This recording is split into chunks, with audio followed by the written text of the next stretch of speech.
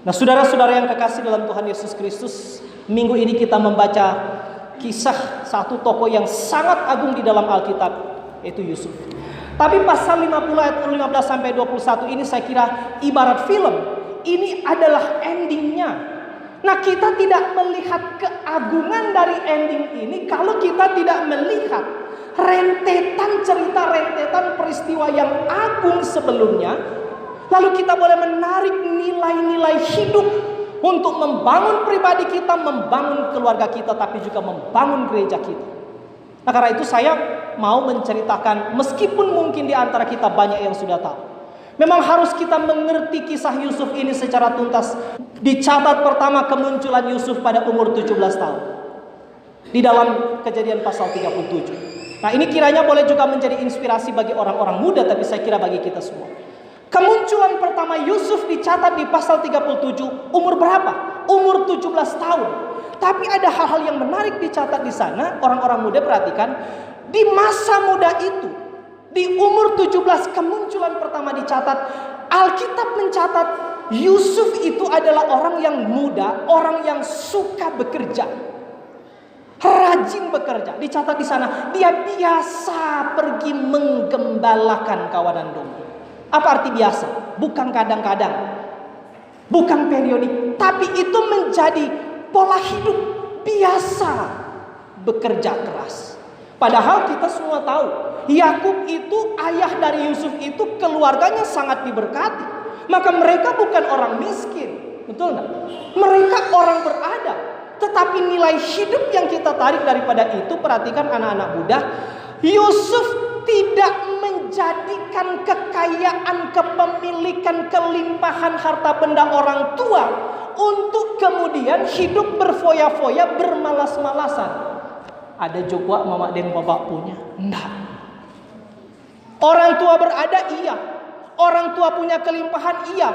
Tetapi dia menjadi contoh bagi anak-anak muda untuk tidak bermanja-manja, berfoya-foya, apalagi menghambur-hamburkan kepemilikan, kekayaan, kelimpahan orang tua.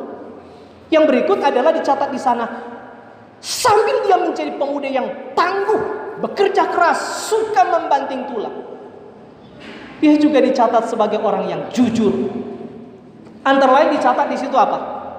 Kalau dia mendapati kakak-kakaknya berbuat jahat, dia bilang, mungkin karena dia paling kecil, dia lapor papa, Pak, ini kakak-kakak kurang ajar.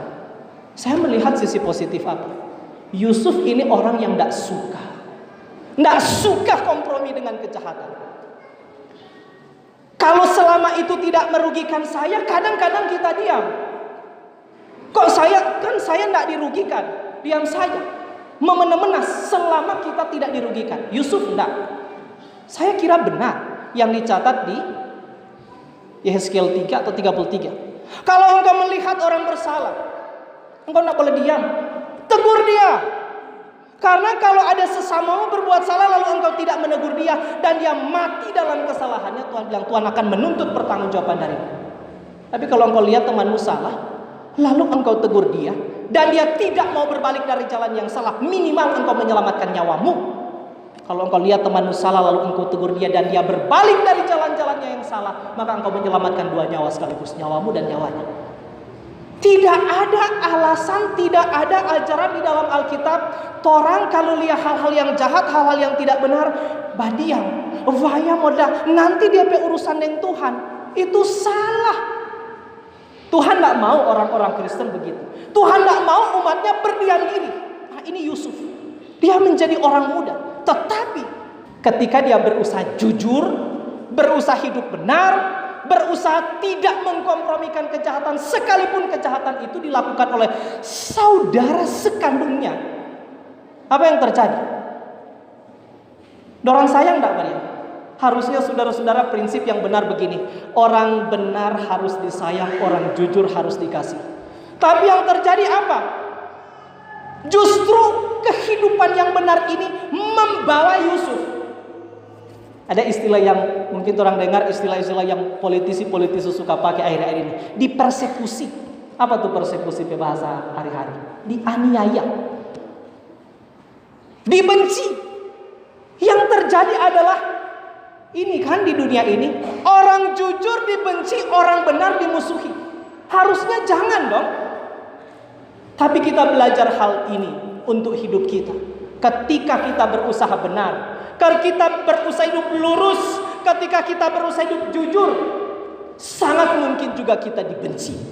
Ketika kita memperjuangkan hal-hal benar, mungkin sekali kita akan dimusuhi. Kita ulangi. Ketika kita memperjuangkan kejujuran, kebenaran, hidup lurus, mungkin sekali kita akan dibenci. Jadi, kalau engkau belum pernah dibenci, jangan-jangan engkau belum pernah memperjuangkan kejujuran, kebenaran, dan hidup lurus. Kita ulang ya. Ketika kita memperjuangkan kejujuran, kebenaran, hidup lurus, kita mungkin akan dibenci. Dengan demikian, kalau kita belum pernah dibenci, jangan-jangan kita belum pernah memperjuangkan kejujuran, kebenaran, dan hidup lurus. Tapi orang belajar dari Yusuf. Ketika dia berusaha benar, berusaha jujur, tidak kompromi dengan kejahatan sekalipun itu dilakukan oleh keluarganya, lalu dia dipersekusi, dianiaya, dibenci. Apa itu kemudian menyurutkan visi hidupnya, tekadnya, nilai hidupnya? Enggak. Banyak kali orang berusaha hidup benar, tapi waktu tidak mendapat dukungan, waktu tidak mendapat pembelaan, waktu tidak mendapat sanjungan ketika kita berusaha benar, kita tahu, kita mundur. Perhatikan kalimat berikut. Beranilah benar walau sendiri. Sama-sama 1, 2, 3. Beranilah benar walau sendiri. Zozokoi mengesamokan, maju. Itu tuh orang Kristen. Itu tuh watak yang benar sebagai umat Tuhan. Kita melakukan hal-hal benar bukan supaya kita mendapat pembelaan, tapi percayalah, perhatikan kalimat berikut. Cepat atau lambat, orang-orang yang berjalan benar akhirnya akan mendapatkan pembelaan dari Tuhan, tidak peduli mereka itu mayoritas atau minoritas. Amin. Jangan mundur kalau engkau berbuat benar lalu tidak didukung. Jangan mundur kalau engkau telah hidup suci lalu tidak mendapat penghargaan dari manusia. Bagaimanapun hidup ini cepat atau lambat kita akan mempertanggungjawabkannya kepada Tuhan. Karena itu tak lurus. Waktu di kantor, pimpinan bilang, aturakan tuh anggarannya. Allah Pak, korupsi itu bisa apa masalah tuh orang? Sudah bilang, jangan bilang korupsi, pakai bahasa yang lebih halus. Apa itu? Kebijakan, policy, atau coba baik. Lo Pak, takut loh. Ngana masih suka tuh jabatan itu atau enggak? Nah, di sini tuh orang takut kehilangan jabatan, takut kehilangan keuntungan, akhirnya kompromi dengan kejahatan. Itu bahaya. Saya kira ini belajar dari Yusuf. Agung sekali kalau kita melihat rentetan kehidupan. Tidak hanya berhenti sampai mendapat kebencian, tapi juga sekaligus ini tidak akan menghentikan kehidupan yang benar. Sesudah itu apa? DP kakak-kakak bersepakat. Ini tong bunuh pada dia. Mara Aisyah satu bilang jangan. Jual coba dia. Singkat cerita, Yusuf dijual. Maka akhirnya orang tahu human trafficking, perdagangan manusia bukan terjadi zaman ini saja. Masih di zaman Yakub. So terjadi itu perdagangan manusia. Dijuallah dia kepada pedagang-pedagang manusia. Kira-kira begitu. Akhirnya singkat cerita sampailah dia di tanah Mesir. Di Mesir dia menjadi budak. Keadaan sangat berbanding terbalik. Orang tahu, di rumah papanya, di rumah Yakub, Yusuf ini menjadi salah satu anak yang dimanja. Bahkan dicatat di Alkitab, dia selalu diberikan pakaian yang indah. Ya mungkin karena dia anak paling muda di antara keluarga anak-anak Yakub.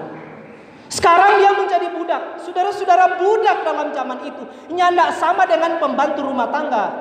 Saya mau cerita ini sampai kita mengerti secara tuntas Kejadian pasal 50 ini, tapi juga seluruh kisah Yusuf. Kalau sekarang, kalau pembantu rumah tangga, kalau dia sudah suka DP majikan, dia boleh minta pulang. Dan majikan boleh kasih pulang. Kalaupun majikan tak kasih pulang, boleh kok bikin alasan. Kenapa tapi om so mati, tapi opa dah mati, kasih izin pulang. Dia pulang, dia sudah balik. Boleh. Tapi di zaman itu saudara, kalau budak, dia hak hidup tidak ada. Betul-betul dalam genggaman tuannya. Jadi keadaan berbanding terbalik. Dulu indah, dulu enak, dulu semuanya terjamin. Sekarang justru menjadi budak. Tapi muncul satu kalimat yang indah sekali. Waktu dia di situ jadi budak di rumah Potifar, muncul kalimat begini. Tetapi Tuhan menyertai Yusuf sehingga segala sesuatu yang dikerjakannya dibuat berhasil oleh Tuhan. Saya tidak tahu saudara membaca itu. Artinya apa? Orang-orang yang benar, orang-orang yang jujur, sekalipun mereka dipersekusi, dianiaya, direndahkan, dianggap justru tidak bernilai. Tapi kita mengerti, Tuhan selalu menyatakan pembelaannya. Amin. Maka jangan takut kalau kita sudah berjuang benar, justru kita tidak mendapat pembelaan. Karena Tuhan selalu membela orang-orang yang tetap hidupnya lurus. Itu yang dialami oleh Yusuf. Sehingga karena Tuhan menyertai Yusuf, lama kemudian di rumah Potifar itu, akhirnya Potifar lihat-lihat, ini orang bagus kok dia bekerja. Ini orang yang tidak seiman dengan kami di Mesir.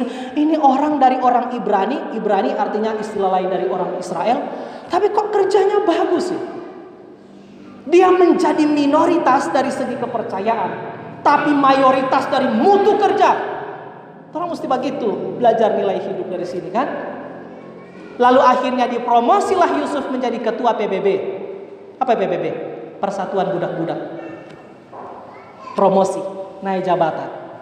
Setelah dia mendapat jabatan tinggi, pasti gajinya naik, kan? Kita melihat apakah nilai hidup wataknya berubah seiring dengan mulai membaik hidupnya? Tidak. Banyak orang, perhatikan kalimat berikut. Waktu masih miskin, imannya kaya. Waktu mulai kaya, imannya mulai miskin. Kita ulang ya. Ada orang, waktu masih miskin, imannya kaya. Waktu mulai kaya, imannya mulai miskin. Tapi Yusuf tidak berubah. Ahok pernah bilang, ingin uji karakter seseorang, beri dia jabatan. Banyak orang waktu tidak ada apa-apa, hidupnya benar, hidupnya bagus, hidupnya bergaul bagus dengan orang, moralitasnya indah sekali. Tapi waktu sudah mulai punya apa-apa, mulai muncul nilai-nilai yang bobrok. Tapi orang belajar dari Yusuf, indah sekali, belajar anak-anak muda. Tuhan tidak pernah menelantarkan anak-anak muda yang tetap lurus hidupnya. Amin. Anak-anak muda. Lama kemudian, jadi sampai mendapat posisi yang bagus di rumah Potifar. Potifar ini pejabat kerajaan, kepala pasukan pengawal raja. Jadi kira-kira kalau sekarang apa? Kepala pas pampres. Artinya dia, jabatan bagus lah itu. Itu di ring 1 istana kira-kira. Dan Yusuf di situ. Berarti sekarang dia ada di lingkungan yang sangat elit, meskipun statusnya sebagai budak.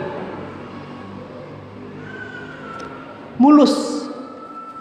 Sampai di sini kita melihat karakternya tidak berubah, tetap lurus, tetap benar. Kadang-kadang jabatan dipakai oleh Tuhan untuk menjadi ujian bagi kita. Kadang-kadang kelimpahan, kadang-kadang promosi, kadang-kadang kemajuan Tuhan pakai justru untuk menguji. Karena banyak orang waktu tidak punya apa-apa. Kita bilang tadi, waktu masih miskin imannya kaya, tapi waktu mulai kaya imannya mulai miskin. Tapi Yusuf sampai di sini lulus. Setelah lulus satu tahap, apa berhenti proses pengujian pembentukan karakter dia? Tidak. Muncul satu ujian lagi. Apa itu?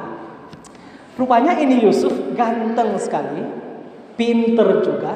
Aduh, ini ganteng, pinter, sobaku campur pada dia. Nah, ini istri Potifar mulai melirik dia dengan nafsu. Nyonya Potifar, mulai melirik dia dengan nafsu. Lalu dia goda Yusuf. Jotong bahugel. Ini Yusuf tidak tahu umur berapa waktu di Mesir. Tapi jelas umur 17 kemunculannya. Umur berapa dia di Mesir waktu itu? Tidak tahu, mungkin 20-an. Orang muda yang belum pernah menikmati kehidupan seks, belum pernah menikmati bagaimana hubungan suami istri. Tiba-tiba sekarang dapat tawaran gratis. Yusuf tak bayar. Anda tidak usah cari pelacur, tidak usah pakai uang. Sekarang gratis. Ini godaannya minta ampun luar biasa. Saya yakin istri Potifar itu cantik. Tahu dari mana? Ya bayangkan saja, dia pejabat, tidak mungkin DP istri tidak cantik. Belum lagi terkenal perempuan-perempuan Mesir itu perempuan cantik-cantik, bukan? Tapi ternyata kecantikan luarnya tidak dibarengi dengan kecantikan hatinya. Hati-hati.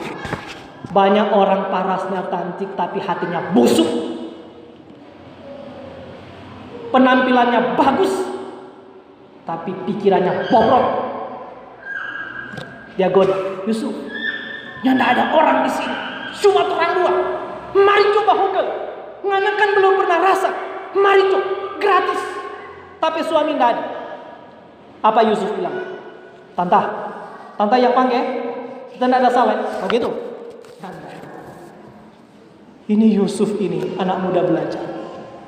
Dia bilang, nyonya, tante, semua kuasa dalam rumah ini Tuan Potifar sok kasih kita urus. Kecuali tante. Karena tante DP istri. Tak mungkin. Mungkin Tuhan tak lihat. Mungkin Potifar tak lihat. Mungkin orang-orang tak lain tak lihat. Tapi bagaimana dengan Tuhan? Bolehkah aku berbuat dosa yang besar ini kepada Allah? Ini Yusuf agung sekali. Berapa banyak di antara kita hanya kelihatan hidup kudus karena diamat-amati oleh orang. Tapi di tempat gelap, di tempat-tempat persembunyian di mana kita tidak diamati, hidup menjadi begitu liar, begitu bobrok. Tapi Yusuf enggak. Aku tidak ingin berdosa kepada Tuhan. Orang enggak lihat, tapi Tuhan lihat.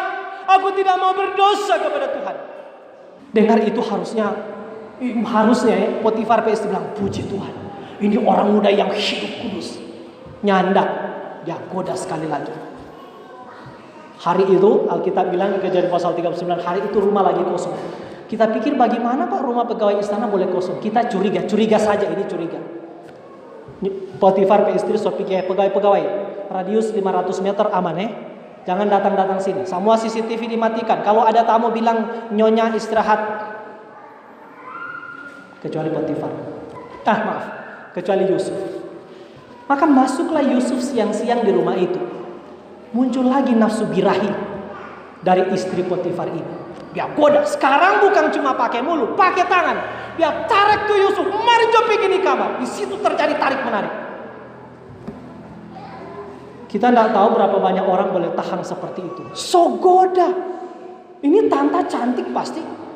Anak muda yang belum pernah menikmati hubungan suami istri tiba-tiba dapat tawaran gratis melakukan hubungan seksual. Tapi Yusuf bilang, "Dah." Tarik menarik akhirnya sampai dia pakai baju terlepas. Yang terjadi itu kan, tahu ceritanya. Saudara-saudara tidak mudah. Ini dua hal yang dipakai oleh Tuhan menguji orang. Uang, seksualitas. Banyak orang yang tidak lolos dalam kedua hal itu. Waktu dapat uang, salah menyalahgunakan keuangan. Dalam persoalan-persoalan seksual. Tapi yang aneh justru di sini kok, tuh gairah seksual yang brutal itu justru ditunjukkan oleh perempuan. Maka laki perempuan sama juga kalau pikiran hatinya sudah dikendalikan oleh kuasa nafsu jahat. Dia juga bisa menjadi sangat liar, sangat brutal. Tak gampang.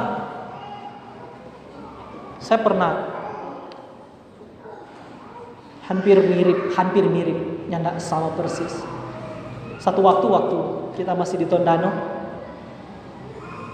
kita istri waktu itu masih mengajar di Botoling. Waktu itu di Tondano kita sendiri, mengesang-kesamaan pulang pelayanan pagi, tiba-tiba berbunyi telepon. Ini telepon nomor tak simpang. Tersebiar. So 4 kali bertelepon, tak bilang kurang kaget jemaat ini atau sakit atau pelakus bertelepon, tak biar juga. 1 kali bertelepon tak angkat. Akhirnya kita tunggu 8 kali bertelepon. 8 kali, tak bilang Allah ini so gawat ini berarti. So 8 kali panggilan tak terjawab, tak angkat. Tak angkat, halo. Suara kamar di seberang sana, suara perempuan. Halo, deng Hami ini. Kita bilang iyo, ini deng siapa Kang? Kita tanya begitu, dia bilang, masa nggak kenal kita pe suara? Oh, dia bilang nakal sekali ini orang. Kita yakin nggak ada jemaat berani bilang begini Pak Pendeta. Kita tanya pendeta, ini siapa? Dia bilang masa nggak kenal? Dia pakai ngana nih. Masa nggak kenal tapi suara? Kita bilang siapa? Kita bilang iyo kita nggak kenal. Wah mana pura-pura jangan. Lebih gawat ini. Kita bilang siapa? Bilang Jo. Saudara-saudara tahu apa dia bilang? Kita dan tuh nganape mantan, nganape cinta pertama, pakai testa kita. Kita bilang jangan baku sen, siapa ini? Kong dia bilang DP nama, betul. Marta tidak mau bilang siapa DP nama. Mar betul ini. Marta so cerita pada istri, supaya dia tahu juga saya hidup benar. Banyak juga kok pendeta tidak hidup benar. Mari di sana. Oh Allah, betul. Dia Marta tidak mau bilang siapa DP nama, jangan dicari leh. Singkat cerita, mulai curhat, bercerita dia pe masalah rumah tangga. Intinya dia menceritakan dia pe masalah rumah tangga yang 4 tahun nyanda sama-sama dengan suaminya. Baku dapat sekedar urusan anak, tapi sondak hidup sebagai suami istri. Dia tinggal dengan DP mama, DP laki tinggal dengan DP orang tua juga. Pas cerita besoknya dia telepon lagi. Nah saya sebagai pendeta kasih penguatan, kasih penggembalaan, kasih motivasi, kasih semangat. Hari ketiga dia telepon lagi. Mungkin dia mulai merasa ada kesejukan, telepon lagi. Kita terus bicara. Nah kita tetap menjaga posisi saya sebagai pendeta. Waktu itu masih vikaris. Hari keempat dia telepon lagi. Telepon tuh sudah berhenti ini satu telepon. Bercerita saudara. Tahu enggak setelah bercerita dia bilang begini, Hami, berapa hari ini kita telepon kita rasa ada kesejukan. Wah dia puji kita lagi, tangka sadiki dah. Oh iya, baguslah dalam hati. Hami, kita mau tanya, apa itu? Dia bilang begini, Hami, bahugel coba tuh orang. Oh Tuhan, dia panggil, ini tak tahu, panggil bahugel. Oh cinta mati ini, kita sendiri mengesang-ngesang balik. Tapi istri waktu itu masih mengajar di Motoling, karena memang orang Motoling masih tinggal di sana. Kita sendiri. Oh Tuhan itu godaan. Kami bahugel juga Tuhan. Oh Tuhan, jangan kita bilang tidak boleh. Ngana ada istri, kita ada istri, ngana ada suami, tidak boleh. Sungguh pun ngana ada masalah, tapi bagaimanapun sekarang berdoa minta Tuhan kasih solusi. Tak kira dia berhenti. Apa dia bilang? Kami kita mau tanya, anak sudah mau sopa kita? Oh Tuhan ini orang, dia tantang begitu. Ngana sudah mau sopa kita? Kalau ngana suka tamu Manado sekarang. Dia kuat di sana. Tidak di Manado, Marta tidak mau bilang, tidak mau dicari. Kita bilang jangan. Orang berdoa sama-sama. Kita ada istri, Ngana juga ada suami. Sungguh pun ada persoalan, jangan. Bayangkan ada juga begitu. Kita bilang no. Kita ingat Yusuf. Yusuf bilang, mungkin orang tidak lihat, mungkin suami nyonya tidak lihat. Mar Tuhan bagaimana? Apakah aku boleh berdosa kepada Allah? No. Dia lari. Akhirnya dia pakai baju tak tinggal di kamar, bukan? Tak tinggal di kamar. Setelah tak tinggal di kamar, Yusuf pe istri, Potifar pe istri justru balik tuh kenyataan. Dia bataria, tolong, napa Yusuf mau perkosa pak kita? Dokal kita tuh Yusuf tak balik, tak bagian balak mana dia. Dia yang paksa-paksa serta tak lari dia putar tuh cerita. Iya nak, marahlah harusnya, marah. Mana yang ngajarnya? Marso tak tinggal tuh baju, orang bak kumpul. Dia bilang, tuh Yusuf coba-coba kita, dia mau coba perkosa pak kita. Akhirnya dia difitnah. Singkat cerita dia dipenjara. Saudara-saudara, kita mau tanya, kecuali jemaat Damai, jemaat di sini, kita mau tanya, siapa yang tahu istri Potifar penama? Tahu? Potifar pe istri penama siapa? Yang tahu tersedoi 50.000. Betul ini. Potifera kata di sana. Salah kasih yang. Tak so baca tuh kejadian itu ulang-ulang. Siapa? Anak-anak muda tahu siapa Potifar pe istri penama? Hah? Mau tahu dia penama?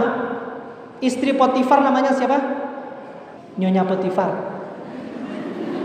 Boleh panggil Tante Poti. Nggak ada kasih yang DP nama di Alkitab. Nggak ada. Baron dunia nggak ada. Nggak jadi kasih 50.000 ya. Nggak ada yang jawab. Nggak ada DP nama di Alkitab. Tapi sampai di sini saya pernah merenung begini. Ternyata kote orang-orang di dalam Alkitab boleh dibagi dalam 3 kategori. 1, ada orang yang namanya dicatat, tapi dosanya tidak dicatat. Misalnya di perjanjian lama ada 3 orang yang sangat agung. Keagungannya dicatat, namanya begitu masyhur, tapi dosanya tidak dicatat. Siapa itu? Salah satu Yusuf, yang kedua Daniel, yang ketiga Ayub. Itu orang-orang yang tidak pernah dicatat dosanya. Bukan berarti mereka tidak berdosa, tapi saya yakin ini orang-orang Tuhan tidak izinkan dosa mereka dicatat. Namanya dicatat, dosanya jangan dicatat. Bukan berarti tidak berdosa, tapi Tuhan bersedia tidak mencatat dosanya. Yang kedua, ada orang yang namanya dicatat, dosanya juga. Misalnya Daud, misalnya Salomo. Betul enggak? Keagungan namanya dicatat, tapi dosanya juga dicatat. Tapi yang ngeri sekali orang ketiga, dosanya dicatat, namanya tidak dicatat. Salah satu siapa? Ini Tante Poti, Nyonya Potifar. Dosanya dicatat begitu rinci, dosa seksnya yang liar itu, tapi namanya tidak dicatat. Harusnya kita takut. Sangat mungkin bagaimana kalau di akhir zaman juga Tuhan boleh mengkategori 3 orang ini. Misalnya di hari penghakiman Tuhan. Lalu waktu itu misalnya kita sudah berdiri di hadapan pengadilan Tuhan. Lalu Tuhan mulai cari. Malaikat, cari namanya kalau ada di buku kehidupan. Lalu cari. Hamilasut, HAMMYLASUT. Cari di buku kehidupan. Malaikat bilang, Tuhan tidak ada. Cari lagi DP nama, tidak ada. Tuhan bilang, enyahlah engkau. Cari DP nama di buku catatan dosa. Cari. Tuhan, ada 18 lembar ini. Oh Tuhan. Di buku kehidupan tidak ada. Namamu tidak dicatat, tapi dosa-dosamu dicatat. Buang di neraka. Atau yang kedua, cari namanya. Cari di buku catatan dosa. Misalnya, ini misalnya, cuma contoh. Cari, malaikat sementara cari.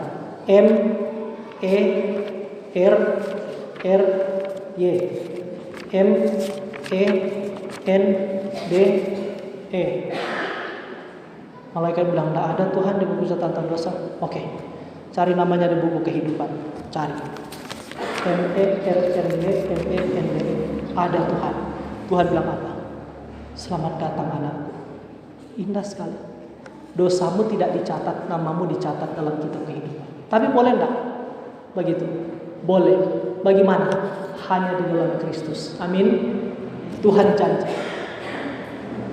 Tuhan akan menghapus segala dosa pemberontakanmu seperti kabut diterbangkan angin.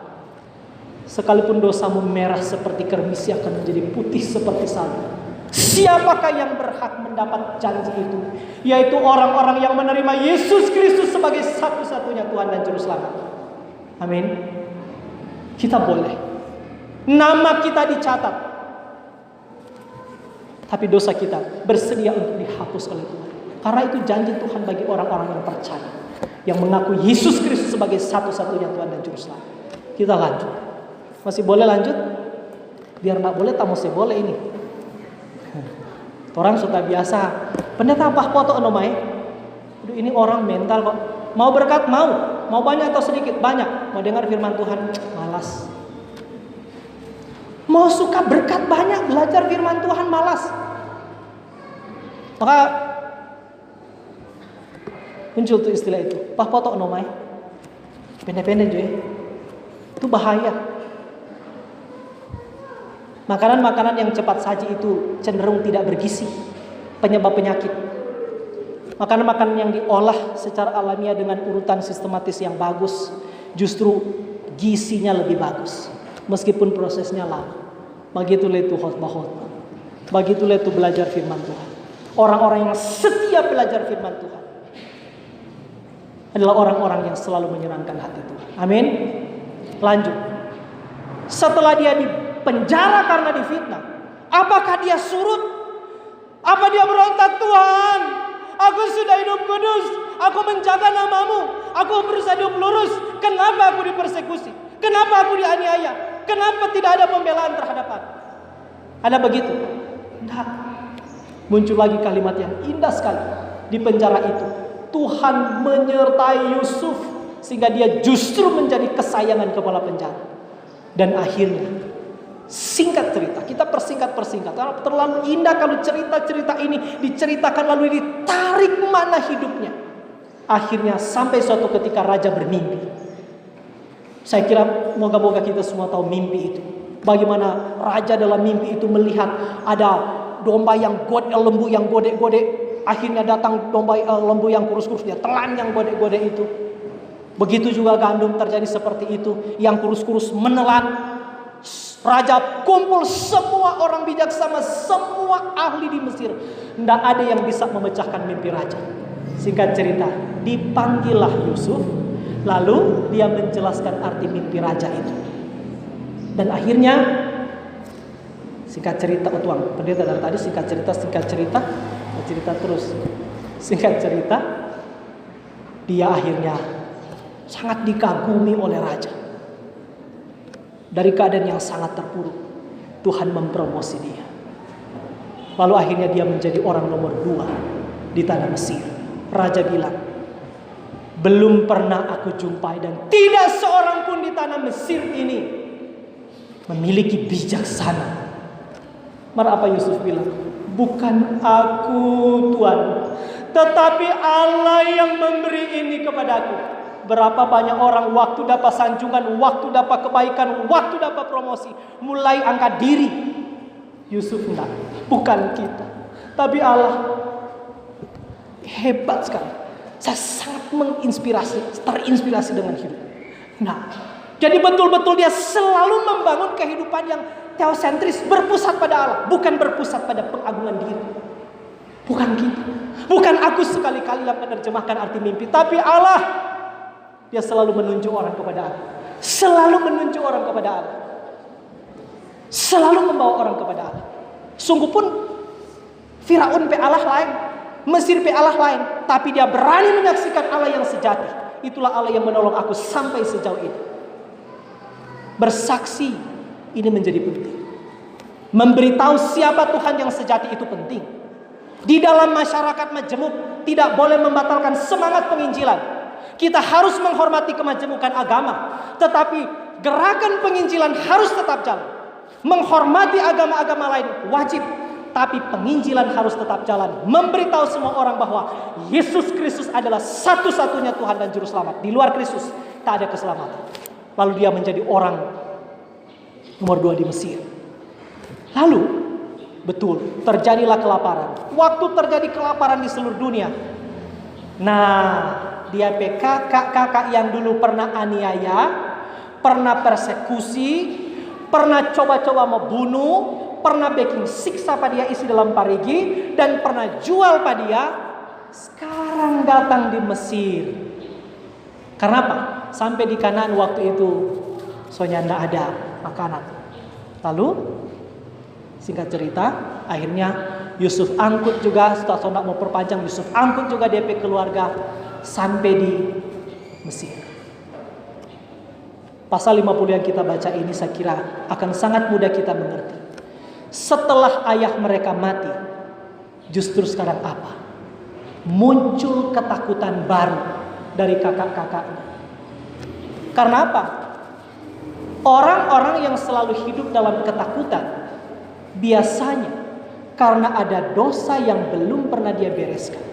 Dosa di masa lalu, kesalahannya di masa lalu terus menghantui dia, terus menghantui mereka. Kalau engkau benar, Tentulah saya tidak berkata bahwa kita tidak punya kesalahan di masa lalu. Perhatikan kalimat berikut. Sehitam apapun masa lalu kita, masa depan kita masih suci. Amin. Sebobrok apapun masa lalu kita, masa depan kita masih bisa ditata. Amin. Sehitam apapun masa lalu kita, percayalah Tuhan sedang menunggu kita untuk kembali berjalan bersama Dia lagi. Setelah kita membereskan, setelah kita bertobat, setelah kita memohonkan pengampunan atas kesalahan-kesalahan kita di masa lalu, percaya Tuhan sanggup mengampuni sebesar apapun dosamu. Kita ulangi, kalau engkau mau sungguh-sungguh bertobat, kalau engkau sungguh-sungguh minta pengampunan dari Tuhan, Tuhan sanggup membersihkan masa lalumu sehitam apapun itu. Tapi ini orang-orang mereka belum pernah sungguh-sungguh membereskan masa lalu mereka. Karena itu ini terus membayang-bayangi mereka, selalu ketakutan. Saudara-saudara, saya yakin kalau kita telah membereskan masa lalu kita tidak akan berjalan dalam ketakutan. Tapi orang-orang yang terus memelihara dusta di masa lalu, terus menyimpan kebohongan belum pernah diselesaikan, selalu dalam ketakutan. Itu yang terjadi. Kalau engkau lurus, kenapa harus takut? Emas murni tidak pernah takut api. Amin. Maka tidak usah takut. Kenapa orang kadang-kadang kok dengar khotbah takut, dengar khotbah tersinggung? Nggak cuma sampai situ. Bukan hanya dihantui oleh ketakutan. Yang berikut adalah pikiran mereka adalah pikiran negatif dan karena itu penuh curiga. Kebaikan-kebaikan yang sudah ditunjukkan oleh Yusuf pun dicurigai. Jadi orang-orang yang pencuriga, saudara-saudara, biasanya justru ada yang tak beres di dalam hati. Sampai dengar khotbah, dicurigai. Sampai orang kebaikan, dicurigai. Orang berbuat baik dicurigai. Biasanya engkau menyimpan sesuatu yang tak beres. Pikiranmu negatif. Orang kebaikan dicurigai. Khotbah-khotbah dicurigai. Mulai lagi dia pasti lupa kita ini. Mulai lagi penatua, mulai lagi samas, mulai lagi pendeta hamil, mulai lagi. Kita lagi DP maksud. Saudara-saudara, satyo nang kulau denganmu. Misalnya Pak Piang selingkuh. Wo kimompo me kukumerat. Tanda apa? Pepehan pedak denganmu. Betul tak? Tak sazekan siapa apa-apa, Pak Piang selingkuh. Engkau rasa enak. Karena tidak ada apa-apa. Begitu orang kalau dengar khotbah keras, dapat kritikan, tiba-tiba marah ngamuk, kita tahu ini ada yang nggak beres. Bukan ibu cuma batumu. Kita tahu ada yang nggak beres. Dengar khotbah keras, dengar khotbah yang tajam, menusuk, langsung tersinggung, langsung ngamuk. Saya langsung tahu ada yang nggak beres. Tapi berapa besar kritik? Engkau periksa diri. Tidak ada apa-apa kok. Tenang saja. Tidak usah ribut. Tidak usah gegabah. Baik kok. Tidak ada apa-apa. Bukan kita. Bagus. Kadang-kadang yang terjadi begitu bukan? Saya juga mengalami itu. Siapa kita habis khotbah orang langsung ngamuk, langsung marah. Kita langsung tahu justru. Sama yang kita bilang tadi. Anggap tangan kita pegang-pegang. Kaki-kaki bateri. Tangan. Pasti ada luka di tangan. Tapi kalau tidak ada apa-apa kita pegang justru secara enak. Begitulah hidup rohani kita. Ketakutan, negative thinking, penuh curiga. Dalam keadaan itu mereka pergi. Oke lah, sekarang orang sudah berdaya. Paling lat 6 menit saya selesaikan khotbah ini. Kita akan mengakhiri. Dorang suruh orang, belum berani menghadap. Suruh orang, Yusuf. Orang pergi bilang Yusuf. Papa ada pesan sebelum dia mati. Ampuni kesalahan kami. Ampuni dosa kami. Dengar ini Yusuf menangis. Saya juga tidak tahu kenapa Yusuf menangis. Mungkin dia pikir, kau ini tidak lihat. Selama ini kita berbuat baik. Selama ini kita ampuni. Selama ini apakah ada tanda-tanda kita akan mendendam?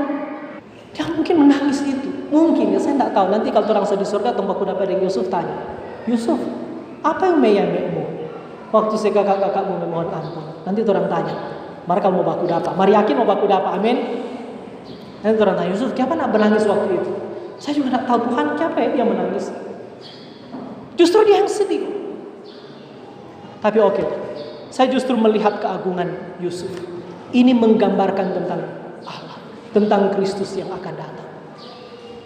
Yusuf tidak pernah menghina ketika kakak-kakaknya datang meminta ampun atas kesalahan mereka. Bukankah ini gambaran tentang Kristus? Dengar kalimat berikut. Kristus tidak pernah menghina setiap orang yang mau datang bertobat mengaku dosa kepada Dia. Amin. Tuhan tidak membuang. Tuhan justru mencari orang-orang yang selalu mengaku dosa. Tapi justru Tuhan buang orang-orang yang bilang dia tidak berdosa. Dicatat di mana? 1 Yohanes 1 ayat 6, 7, 8, 9. Barang siapa berkata dia tidak berdosa, dia menipu dirinya sendiri. Tapi barang siapa mengaku dosa, Allah setia dan adil sehingga Allah akan mengampuni segala dosanya. Allah mencari orang-orang yang mau mengaku dosa, yang mau datang kepada Dia, tidak dihina oleh Tuhan.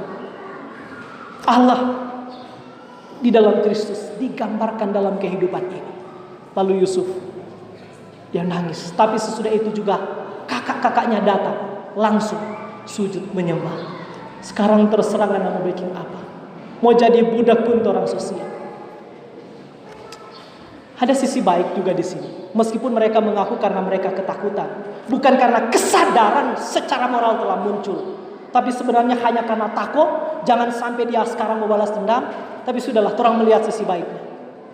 Orang-orang yang bersedia, orang-orang yang mau datang kepada Tuhan, jangan buang aku. Aku siap menanggung segala resiko yang Engkau mau tetapkan dalam hidup. Tapi jangan membuang aku.